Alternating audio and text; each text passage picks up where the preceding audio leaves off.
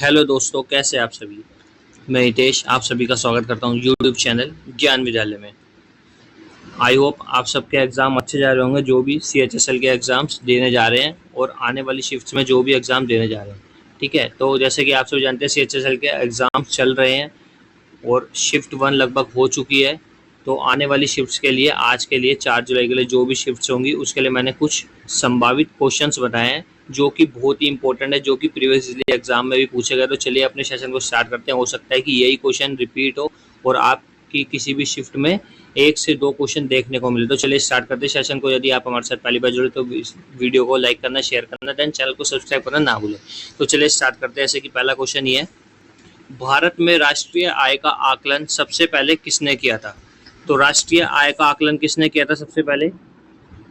दादा भाई नौरोजी। ठीक है, अब दादा भाई नौरोजी से क्या पूछता है, दादा भाई नौरोजी को किस नाम से जाना जाता है, ये आपसे पूछ लेगा। ठीक है, तो किस नाम से जाना जाता है? Grand old man of India के नाम से इन्हें जाना जाता है। तो इतना आपको याद होना चाहिए।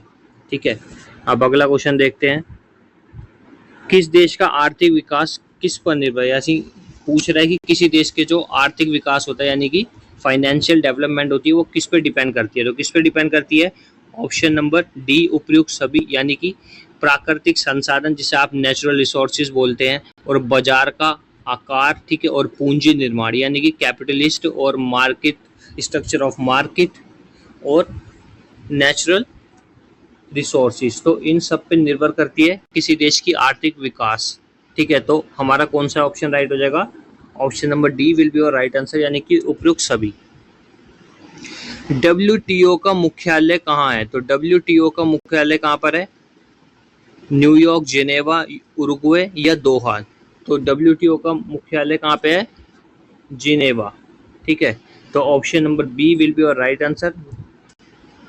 जिनेवा कहाँ पड़ता है? स्विट्जरलैंड। अगला क्वेश्चन है, मुद्रा आपूर्ति किसके द्वारा नियंत्रित की जाती है? तो मुद्रा आपूर्ति जो है किसके द्वारा नियंत्रित की जाती है? वित्त आयोग, योजना आयोग या व्यापारिक बैंक या भारतीय रिजर्व बैंक? तो किसके द्वारा की जाती है? RBI यानी कि भारतीय रिजर्व बैंक के द्वारा की जाती है। अब भारतीय रिजर्व बैंक का नाम अगर, तो भारतीय रिजर्व बैंक से आपको पता होना चाहिए कि इसकी स्थापना कब हुई थी। तो इसकी स्थापना कब हुई थी? 1 अप्रैल 1935 को इसकी स्थापना हुई थी। ठीक है, अब आपसे पूछ लेगा कि इसका राष्ट्रीयकरण कब हुआ था, यानी कि भारतीय रिजर्व बैंक का राष्ट्रीयकरण कब होता है? 1949 में। तो और दूसरा, वित्त आयोग जो है कौन से आर्टिकल में दर्शाया गया है? तो वित्त आयोग 280 आर्टिकल यानी कि अनुच्छेद में दर्शाया गया है। अब बात आती है योजना आयोग की। ठीक है, योजना आयोग से क्या क्या क्वेश्चन बनता है? तो योजना आयोग की स्थापना कब हुई थी? 1950 में हुई थी। ठीक है, और इसका बाद में जो प्रवर्तीकरण करके योजना आयोग को खत्म करके दूसरा किस तरीके का आयोग बना? नीति आयोग। ठीक है, तो नीति आयोग कब बना? 2015 में। ठीक है, तो ये भी आपको याद होना चाहिए। और आपसे कभी कभार पूछ लेता नीति आयोग की फुल फॉर्म, तो ये भी आपको पता होनी चाहिए क्या होती है? National information transformation of India, national institute of transformation of India. तो इतना आपको याद होना चाहिए। और इसके चेयरमैन कौन होते हैं? इसके चेयरमैन कौन होते हैं? देश के PM यानी कि प्रधानमंत्री। तो इतना आपको पता होना चाहिए। तो चलिए आगे बढ़ते हैं। Option number D will be your right answer. Bharat में सबसे ऊंचा जलप्रपात कौन सा है? तो भारत में सबसे ऊंचा जलप्रपात कौन सा है? जोग जलप्रपात। ठीक है, अब जोग जलप्रपात से एक क्वेश्चन बनता है कि भारत में जो जोग जलप्रपात है वो कौन से राज्य में स्थित है? तो कर्नाटक राज्य में स्थित है। इतना आपको याद होना चाहिए। ठीक है, और आपसे पूछ लेगा कि विश्व का सबसे ऊंचा जलप्रपात कौन सा है और कहाँ पर है? तो वेनेजुएला में है। ठीक है, तो ये आपको पता होना चाहिए, एंजिल जलप्रपात। चलिए आगे बढ़ते हैं। जूट उत्पादन में सबसे प्रचुर प्रदेश कौन सा है? तो जूट उत्पादन में सबसे ज्यादा प्रोडक्टिव स्टेट कौन सा है? पश्चिम बंगाल। तो option number B will be your right answer. निम्नलिखित में से कौन सा देश पाल्क स्ट्रेट से जुड़े हुए है? ठीक है, पाक लिखा है यहाँ, पाल्क नहीं होगा, पाक स्ट्रेट होगा। ठीक है, पाक स्ट्रेट, यानी कि आपसे पूछ रहा है पाक स्ट्रेट किन दो देशों को विभाजित करती है? इस तरीके से आपसे क्वेश्चन पूछ लेगा। तो किन किन को करती है? भारत और श्रीलंका को। इसी तरीके से आपसे पूछ लेगा कि आदम का पुल, ठीक है, आदम का पुल किन दो देशों के बीच है? तो भारत और श्रीलंका की सीमा पर। ठीक है, तो ये भी आपको याद रखना है। और आपसे पूछ लेगा कि रामेश्वरम द्वीप कहाँ स्थित है। ठीक है, तो जब भी इसका आंसर क्या होगा, भारत श्रीलंका की सीमा पर। तो एक क्वेश्चन के आप देख सकते हैं कितने सारे फैक्ट्स बनते हैं। तो चलिए आगे बढ़ते हैं। Option number B will be our right answer. अगला क्वेश्चन है, भारत में किस राज्य को चावल का कटोरा कहा जाता है? ठीक है, चावल का कटोरा या धान का कटोरा, तो किसको कहा जाता है? आंध्र प्रदेश को कहा जाता है। ठीक है, तो इतना आपको याद होना चाहिए। और कर्नाटक में सबसे ज़्यादा किसका प्रोडक्शन होता है? तो कर्नाटक में किसका होता है? कॉफ़ी का होता है। तो ये आपको पता होना चाहिए। और केरल को क्या बोला जाता है? मसालों का बगीचा या मसालों का शहर। यानी कि सबसे ज़्यादा तो मसाले जो होते हैं कहाँ होते हैं? केरल स्टेट में। तो इतना आपको पता होना चाहिए। और ये तमिलनाडु है, तमिलनाडु से क्या क्वेश्चन बनता है? तमिलनाडु से क्वेश्चन बनता है जो विंड साइकिल एनर्जी होती है। ठीक है, यानी कि पूछता है कि पवन ऊर्जा का सबसे ज़्यादा यूज़ या इस्तेमाल कौन करता है? तो कौन करता है? तमिलनाडु स्टेट। तो ये आपको पता होना चाहिए। तो option number B will be our right answer. दोस्तों, यदि आपको सेशन अच्छा लग रहा है तो प्लीज़ ज़्यादा शेयर करें और सब्सक्राइब करना ना भूलें। पहली बार परमाणु बम कहाँ फेंका गया था? पहली बार परमाणु बम को कहाँ फेंका गया था? जापान के दो शहरों पर फेंका गया था। कहाँ कहाँ पर? हिरोशिमा और नागासाकी। तो सबसे पहले हिरोशिमा पर फेंका गया था और उसके बाद फिर नागासाकी पर। बात आती है हिरोशिमा पर कब फेंका गया था? तो 6 अगस्त। और 3 दिन बाद फिर 9 अगस्त को कहाँ फेंका गया? नागासाकी पे। ठीक है, तो इतना आपको याद होना चाहिए। और बॉम्ब के नाम पूछ लेता, कौन कौन से बॉम्ब थे? लिटिल बॉय और फैट मैन। ठीक है, तो ये आपको पता होना चाहिए। और कौन से एयरक्राफ्ट से फेंके गए थे, ये भी क्वेश्चन आता है, तो ये भी आपको पता होना चाहिए। एनोला गे और दूसरे का नाम B-29। तो हमारा हिरोशिमा यहाँ इसका राइट आंसर हो जाएगा। अगला क्वेश्चन देखते हैं। ओजोन परत यानी कि ओजोन लेयर कौन से मंडल में पाई जाती है? तो कौन से मंडल में पाई जाती है ओजोन लेयर जो है? समताप मंडल में पाई जाती है। ठीक है, तो option number D will be your right answer. Mahatma Gandhi के राजनीतिक गुरु कौन थे? तो महात्मा गांधी जी के राजनीतिक गुरु कौन थे? गोपाल कृष्ण गोखले जी। ठीक है, तो ये भी आपको याद होना चाहिए। अब बात आती है महात्मा गांधी जी से। तो महात्मा गांधी जी के आंदोलन कौन कौन से हैं? 1917 का चंपारण, 1918 खेड़ा और 1919 में कौन सा आंदोलन हुआ था? खिलाफत आंदोलन। 1920 में असहयोग आंदोलन और 1922 में ये खत्म हुआ था। ठीक है, ये आपको पता होना चाहिए। और 1930 में क्या हुआ था? सविनय अवज्ञा आंदोलन। 1925 में क्या हुआ था? Kakori train action. तो ये आपको याद होना चाहिए। और 1922 में क्या हुआ था? चोरा चोरी हत्याकांड 5 फरवरी 1922 में। तो ये सब आपको डेट्स याद होनी चाहिए। तो चलिए आगे बढ़ते हैं। Option number B will be our right answer.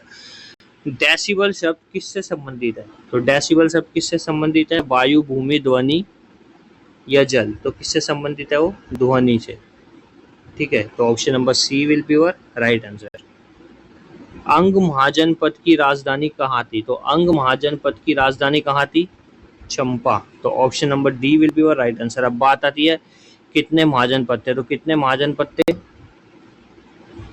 16 महाजनपद। यदि बौद्ध धर्म के अंतर्गत महाजनपद किस में दर्शाए गए हैं? अंगुत्तर निकाय में। और आपसे पूछ रहे जैन धर्म में किस में दर्शाए गए हैं? तो भगवती सूत्र में। तो ये आपको याद होना चाहिए। शांत घाटी किस राज्य में स्थित है? शांत घाटी यानी कि साइलेंट वैली। ठीक है, इंग्लिश में कहें तो आप silent valley is situated in Kerala state. ठीक है, तो ये आपको याद रखना है। और केरल में एक और है हिल स्टेशन, पूछता है कुन्नूर। कुन्नूर हिल स्टेशन कहाँ स्थित है? तो कहाँ स्थित है वो भी? केरला स्टेट में। तो option number B will be our right answer. अगला क्वेश्चन, निम्नलिखित में से कौन सी ईंधन गैस फ्यूल गैस नहीं है? तो कौन सी नहीं है? वाटर गैस या भाप अंगार गैस, प्रोड्यूसर गैस, हास्य गैस, लाफिंग गैस, मार्च गैस। तो कौन सी नहीं है? हास्य गैस यानी कि लाफिंग गैस जो है नहीं है। तो लाफिंग गैस जो है वो नहीं है।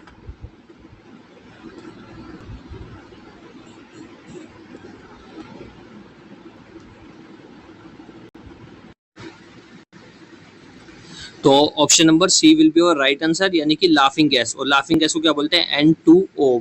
ठीक है, तो इतना आपको याद रखना है। तो चलिए आगे बढ़ते हैं। निम्नलिखित में से कौन सा तत्व प्रबल क्षारीय ऑक्साइड बनाता है जब ऑक्सीजन में जलता है? तो ऑप्शन नंबर बी, यानी कि सोडियम। तो option number B will be your right answer, यानी कि सोडियम तत्व प्रबल क्षारीय ऑक्साइड बनाता है जब ऑक्सीजन में जलता है। अगला क्वेश्चन है फैदम या फैथोम है। क्या है फैथोम? एक मछली होती है, एक पौधे का नाम है, या एक बर्तन को कहते हैं, या एक माप है। माप यानी कि एक मेजरमेंट, जो कि मापक यंत्र होता है किसी भी चीज को मापने के लिए। तो क्या है फैथम? ऑप्शन नंबर डी एक मापक है। ठीक है, तो option number D will be your right answer. तो चलिए आगे बढ़ते हैं। रिक्टर स्केल किसके मापने में प्रयोग किया जाता है? रिक्टर स्केल किसके मापने में प्रयोग किया जाता है? भूकंप की तीव्रता को नापने के लिए उपयुक्त किया जाता है। तो option number A will be your right answer. Dynamite का आविष्कार निम्नलिखित में से कौन से? डायनामाइट का आविष्कार कौन है? Alfred Nobel. ठीक है, अब एल्फ्रेड नोबल से बात आती है। एल्फ्रेड नोबल, नोबल पुरस्कार की शुरुआत इन्हीं के टाइम पे, यानी कि इन्हीं की याद में की जाती है। 1901 में की गई थी। ठीक है, और भारत का सबसे पहला नोबल किसको मिला था? रविंद्रनाथ टैगोर जी को 1913 में। और कौन सी फील्ड में मिला था? लिटरेचर में, गीतांजलि के लिए। तो इतना आपको याद रखना है। तो चलिए आगे बढ़ते हैं। प्लास्टर ऑफ पेरिस प्राप्त किया जाता है। प्लास्टर ऑफ पेरिस किससे प्राप्त किया जाता है? जिप्सम से। तो option number B will be your right answer. Tsunami का मुख्य कारण क्या है? तो सुनामी का मुख्य कारण क्या है? चक्रवात, साइक्लोन, ज्वालामुखी, वॉल्केनो, या चंद्रमा का आकर्षण, या समुद्री सतह पर भूकंप। तो option number C D will be your right answer, यानी कि समुद्री सतह पर भूकंप होने का कारण क्या है? सुनामी आने का एक कारण है। माइकल एंजेलो नामक वायरस विश्व में चिंता का कारण कब बना हुआ था? तो कब बना हुआ था? 1996, 1993, 1998, 1995। तो 1993, यानी कि option number A will be your right answer. अमीर खुसरो का वास्तविक नाम क्या था? तो अमीर खुसरो का वास्तविक नाम क्या था? Option number B Mohammad Hasan. ठीक है, अब अमीर खुसरो को आप सभी जानते ही हैं। इसको किस किस के आविष्कारक माना जाता है? अमीर खुसरो को, अमीर खुसरो जी को तबला, सितार और खड़ी बोली के क्या है ये जन्मदाता। ठीक है, इनका उदय किसने किया? अमीर खुसरो ने। अमीर खुसरो के गुरु या अमीर खुसरो किसके शिष्य थे, ये पूछ लेता तो निजामुद्दीन औलिया के शिष्य थे। तो इतना आपको याद होना चाहिए। और ये किसके दरबार में रहा करते थे? अलाउद्दीन खिलजी के। तो चलिए आगे बढ़ते हैं। Option number B will be your right answer. संगीत की दुनिया में सितार के जादूगर नाम से किसे जाना जाता है? तो संगीत की दुनिया में सितार के जादूगर के नाम से किसे जाना जाता है? ऑप्शन नंबर ए रहीम सेन को जाना जाता है। ठीक है, और यदि आपसे पूछता है संगीत की दुनिया में सितार के वादक कौन है, तो यहाँ पे क्या आंसर होता है आपका? सितार के जादूगर पूछ रहे हैं तो तानसेन, त्यागराज, पुरंदरदास। ठीक है, अब यहाँ बात आती है पुरंदरदास कौन थे। तो पुरंदरदास को कौन कौन थे? ये कर्नाटक संगीत के जन्मदाता। ठीक है, तो इतना आपको याद रखना है। तो चलिए आगे बढ़ते हैं। Option number A will be your right answer. एशियाई खेलों में स्वर्ण पदक प्राप्त करने वाली पहली भारतीय महिला कौन थी? तो कौन थी पहली भारतीय महिला?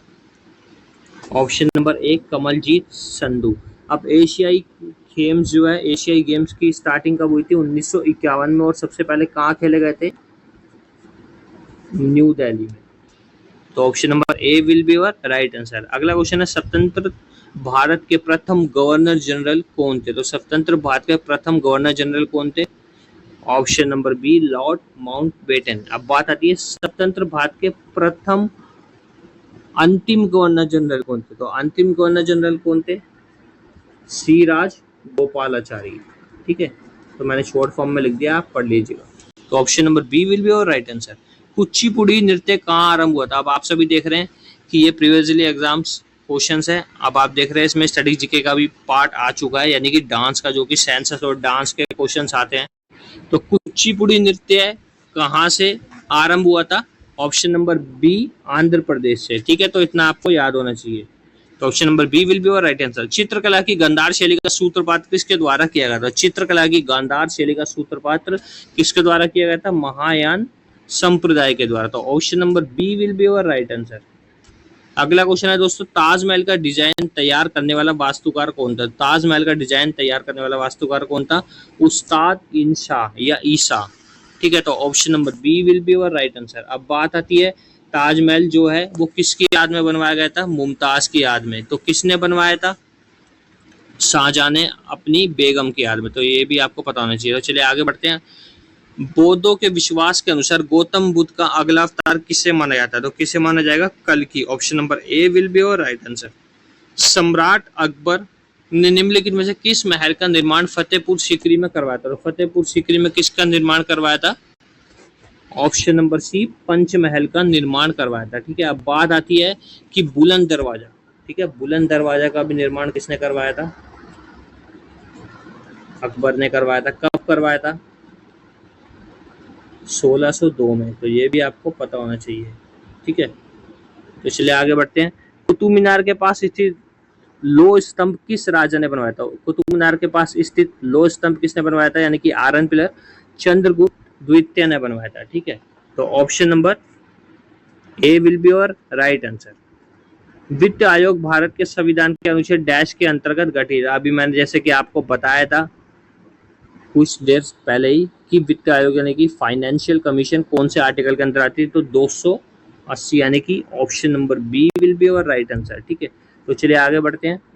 नालंदा विश्वविद्यालय किसके द्वारा स्थापित किया गया था? नालंदा विश्वविद्यालय किसके द्वारा स्थापित किया गया था? कुमार गुप्त के द्वारा। ठीक है, अब बात आती है गुप्त डायनेस्टी का संस्थापक या फाउंडर कौन था? तो श्री गुप्त था। ठीक है, तो ये भी आपको बताना चाहिए। और हाल ही में हमारे देश के नरेंद्र मोदी यानी कि प्रधानमंत्री माननीय नरेंद्र मोदी जी ने क्या किया? नालंदा विश्वविद्यालय को फिर से क्या किया है?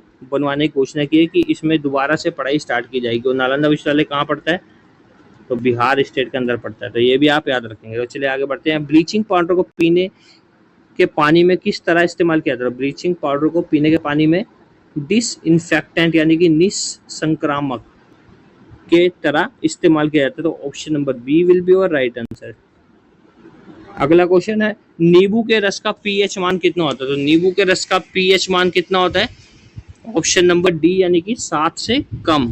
ठीक है, 7 से कम होता है। तो option number D will be your right answer. ठीक है, तो इतना आपको याद रखना है। और इसी की जगह आपसे क्वेश्चन पूछा होता है कि क्या नाम है, दूध का पीएच मान कितना होता है? तो और वाटर का पीएच मान कितना होता है? तो वाटर का पीएच मान कितना होता है?